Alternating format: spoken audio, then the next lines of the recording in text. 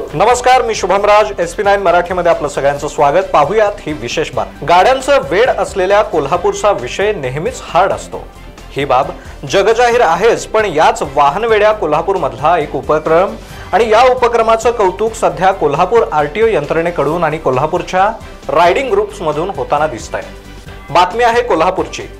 गाड्यांचा नाद करण्यात कोल्हापूरचा नाद कुणी करू नये असं म्हणतात, पण याही पलीकडे जाऊन कोल्हापूर RTO आणि डॅग पायलट्स ग्रुपच्या संयुक्त विद्यमाने आज सकाळी हेल्मेट जनजागृती रॅली काढून सिटी राईड काढण्यात आली. या रॅलीमध्ये RTO अधिकाऱ्यांच्या मागोमाग डॅग पायलट्स या ग्रुपचे दुचाकीस्वार हेल्मेटसह संपूर्ण सेफ्टी गिअर्समध्ये सहभागी होऊन या रॅलीमधून कोल्हापूरकरांना हेल्मेट वापरा आणि सीट बेल्टचा वापर करा, त्याचप्रमाणे वाहतुकीचे सर्व नियम पाळा असं आवाहन कोल्हापूर RTOच्या माध्यमातून या ग्रुपने केलंय. संपूर्ण कोल्हापूरमधून ही हेल्मेट जनजागृती रॅली काढण्यात आली. कोल्हापूर RTO ऑफिस पासून ते पितळी गणपती SP ऑफिस, दसरा चौक, त्यानंतर त्रिकोणी बाग, धैर्यप्रसाद हॉल ते पुन्हा पितळी गणपती आणि RTO ऑफिस पर्यंत या रॅलीचं सुयोग्य संचलन RTO वाहनांमार्फत करण्यात आलं आणि यानंतर या हेल्मेट जनजागृती रॅलीची सांगता झाली.